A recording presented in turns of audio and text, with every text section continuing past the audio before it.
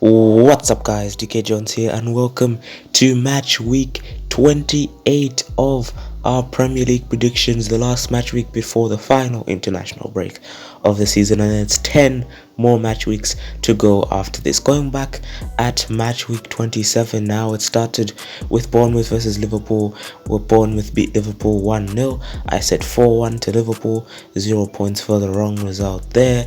Everton beat Brentford 1-0. I said 2-1 to Brentford, 0 points for the wrong result there as well. In the next game, Leeds drew with Brighton 2-2. I said 3-1 to Brighton, that's 0 points for the wrong result. Leicester lost to Chelsea 3-1. I said 1-1, wrong result there, so 0 points. Tottenham beat Forest 3-1. I said 3-1 to Tottenham, 3 points for the exact score line. Crystal Palace lost 1-0 to Man City. I said 3-2 to Man City, 1 point for the result there as well. Fulham lost 3-0 to Arsenal. I said 3-2, 1 point for the result.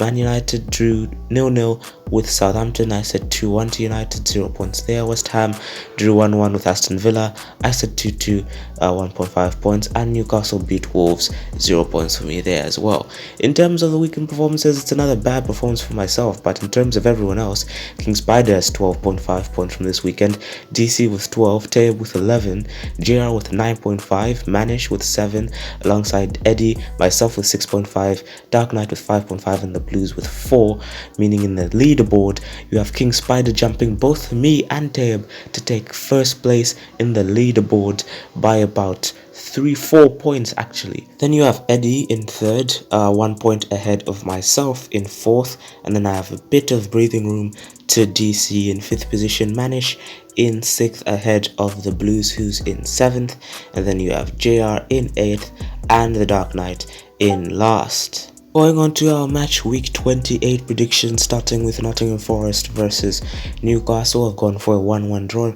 Nottingham Forest seem to be tricky to beat away from home, so that might be a tricky game. Aston Villa versus Bournemouth. Bournemouth seem to be picking up some form. They made it hard for Arsenal and beat Liverpool in the last game, so they may be going on a run here. I think they beat Aston Villa there.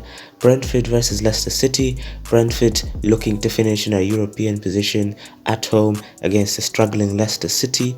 I think Brentford will get all 3 points in that particular game. Liverpool versus Fulham. Of course, Fulham are in the FA Cup this weekend, so this game will be postponed, but I've gone for 2-1 there. Southampton versus Tottenham.